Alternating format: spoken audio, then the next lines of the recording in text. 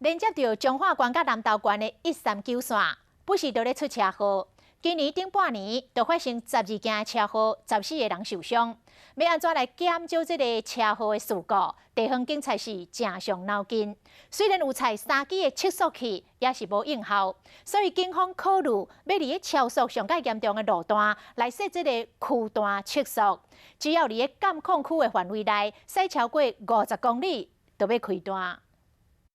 乌托邦的离残驾驶摔落到山沟，这件车祸夺走一个大学生的性命。139线超速情形真严重，地叔讲真正发生车祸。大家啊，这开车无吼，拢写甲作响的。车祸坐甲路边拢放几个平安符，虽然讲警方伫边嘛采3支固定式测速器，不过驾驶人啊挖这个测速器的时，拢会减速，后来随吹油门，连伊减速，连伊加速，颠倒危险。是严厉啊，在139县道19到23 K 这个依照是路段以及这个路段是属于一个多弯道的一个路段来规划这个设置这个区间测速的这个装置。